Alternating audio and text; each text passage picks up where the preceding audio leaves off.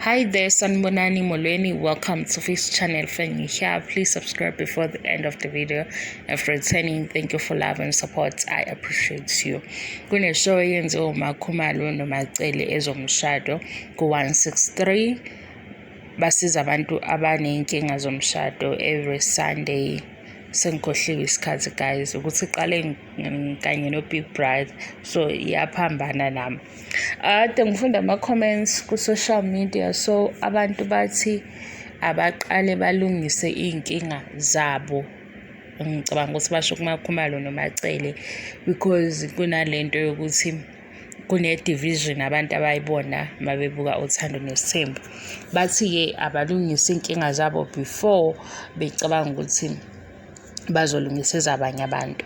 Asikhulumeni i-talk show yenziwa abantu abaningi. Bakhona abasuke bephambili as host or presenters, kodwa i-show yenziwa abantu abaningi. Kule into engibonile banabo abaluleki abakhona abasizayo, abafika ngalesikhathi ukuthi lo olethe inkinga yakhe kufanele ukuthi akhulume nomeluleki ngaleyo topic leyo evelayo uma kuvela inkinga. 2, uma umuntu ebeka inkinga yakhe etafuleni, akusho ukuthi ngizolinganisa ngo-24 hours, kodwa isho siyazi ukuthi i-episode mhlawumbe ila ko-30 minutes or 25 minutes. Noma kuyiphi indawo, umuntu uma ebeka inkinga ayikwazi ukuthi kuba nesixazululo or iphela within 24 hours or 48 hours. Kodwa ukuqala komuntu ekhuluma eveza ukuthi uhlushwa yilokhu i-step sokuqala. So nala ku-talk show ngicabanga ukuthi kwenzeka into efanayo because abantu abashadile la abeza phambili nenkinga abanayo mase beyalulekwa. Into esingalandela sekuyi-follow up ukuthi kugcine kuba njani emshadweni kababa ubani nomama ubani abafikile kwishow. Ikhona into ebiyenziwa ikhumbula ekhaya engiyithandayo ukuthi bengiyibuka kudala. Ikhumbula ekhaya into abayenzayo basiza abantu abasuke befuna iy'hlobo zabo. Siyasibone-ke le episode esuke ishuthiwe behamba befika kulowo mndeni bemthola noma bangamtholi.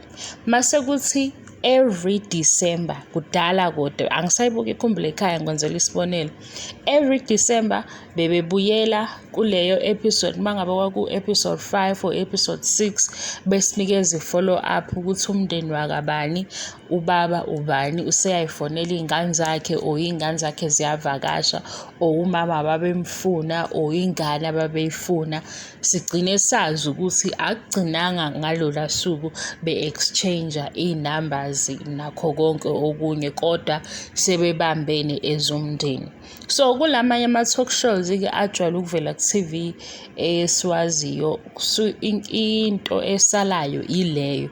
Kugcina ngokuthi kuvele ubani onenkinga, kube ukuthi mhlampe ku-social media kuzongenela uTwitter uthi asisize ubani, or kube nje i-conversation eyenzeka ku-social media ingasabuyeli i-show ukuyobheka or benze i-follow up. Bagcina ngokwenza i-talk show iphelele ngakulo suku. Kokunye-ke kuyenzeka i-show iphele, le episode iphele ingavelanga impendulo or kungavelanga ukuthi iphela kunokuthula bekwazile ukukhuluma laba ababili because abanye baphakanyelwa imoya.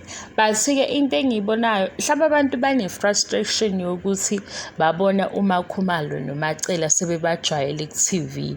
Mhlampe okubadinayo nokwenza ukuthi bebe nama-comments akanje, babona sengathi abanye bavalelwe amathuba. Kodwa manje vele-ke la kule industry kufuneka umuntu osevele well connected, umuntu azi ukuthi uzokhuluma nobani or bazoqalaphi. Akulula kubantu abasha abasafikayo abangazi ukuthi kufanele benqonqoze kumuphi umnyango. Kodwa if unalesi sifiso, nawo ama-platforms afana no-YouTube, ukuze ungazukuba khona zonke indawo ucomplaina, start something abantu bazoyilandela.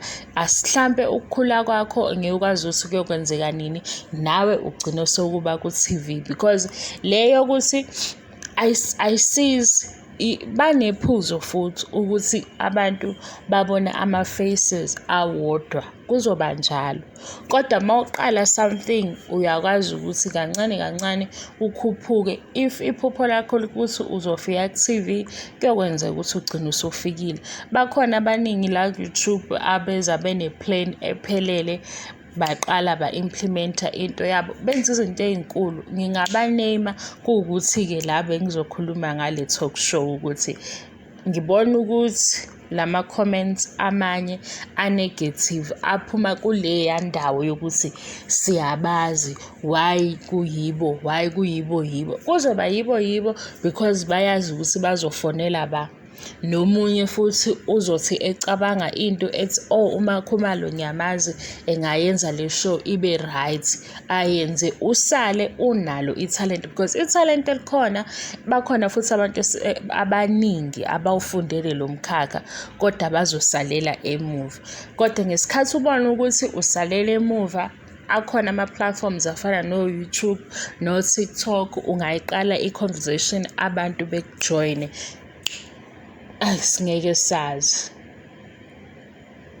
kwenzeke kushesha ugcine sewune-TV show yakho, ugcine sesikubona sewupresenta something ku-TV. Ileyo nto bengikufuna ukisho mina. Angivale-ke le video. Ngicabanga ukuthi lo mbuzo or leli phuzu liyazwakala, or le mpendulo enginayo iyazwakala. Ayikho inkinga ethi ivela namhlanje ilungiseke namhlanje, kodwa mase sikwazile uku-identifya inkinga sesiyasondela kwi-solution. Thank you so much for your love and support. I love you and appreciate you. Bye bye.